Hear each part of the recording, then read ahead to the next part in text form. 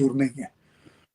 ताहिर साहब, ये एक बहुत ही अहम कॉन्फ्रेंस दुनिया में इस वक्त हो रही है, बड़ी इंसानियत के लिए भी बड़ी अहम है और वैसे भी बहुत अहम है सर, सीओपी।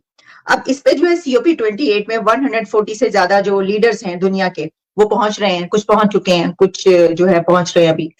कल जो है वहां पर इंडिया के प्राइम मिनिस्टर नरेंद्र मोदी साहब जो हैं वो भी उसमें शामिल हैं, और उस यानी पाकिस्तान से काकड़ साहब भी, दुनिया के 140 से ज्यादा कंट्रीज में इसमें।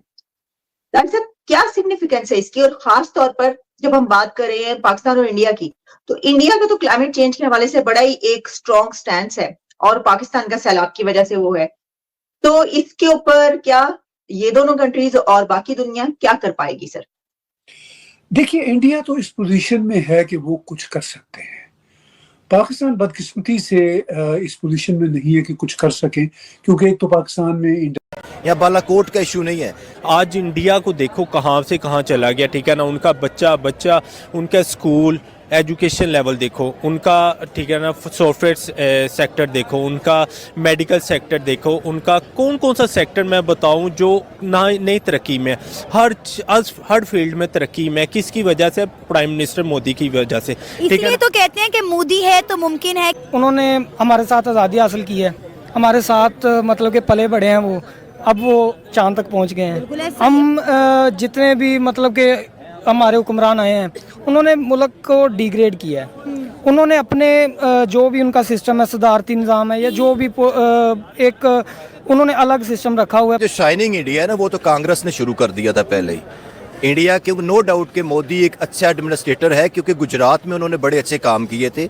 लेकिन ये भी बात है कि उन्होंने मुस्लिम्स का कत्ल तो किया था, लेकिन गुजरात में जो उन्होंने डेवलपमेंट की थी उसकी बेस के ऊपर वो प्राइम मिनिस्टर ऑफ इंडिया बने थे। अब तो चाइना में वो कंट्री है जो कि साउथ एशिया के रीजन में चाइना को काउंटर कर सकता है। जो सेल्फ रिस्पेक्ट है ना, वो मोदी में है, जो कि हमारे लीडर्स में बिल्कुल भी नहीं है।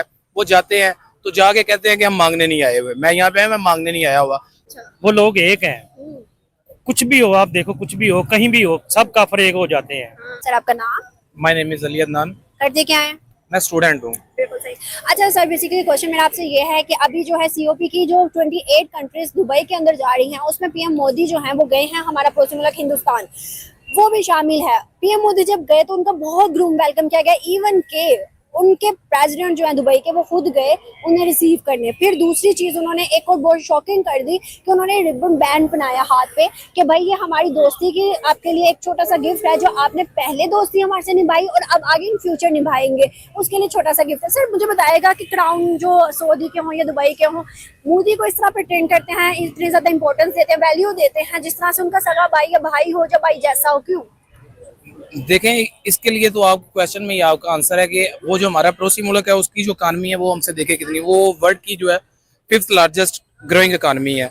और अगर आप बात करें IMF वगैरह की, तो पाकिस्तान IMF के कितने अब तक जो ले चुका है, फंड कितने ले चुका है, और हिंदुस्तान ने 2000 के बाद मुल्कों में है। ठीक है, वो बहुत से ऐसे कंट्रीज है वो मुस्लिम नहीं है, लेकिन उनके अंदर ऑनेस्टी हमसे ज्यादा है। हमारे लिए इस्लाम सिर्फ टोपी और नमाज की हद तक है, जबकि दूसरे भाइयों का ख्याल रखना, ईमानदारी, सच्चाई, ये चीजों को अहमियत बहुत कम दी जा रही है।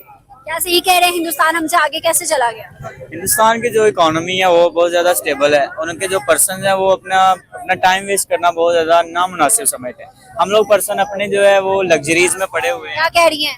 मैं का रोटी मंगनी है, खान वास्ते रोटी देंदा ही कोई नहीं, रोटी नहीं देता, खर्चा नहीं कोई देंदा, घर में कोई कमाने वाला नहीं है, कमाने वाला तो छड़ के चला गया।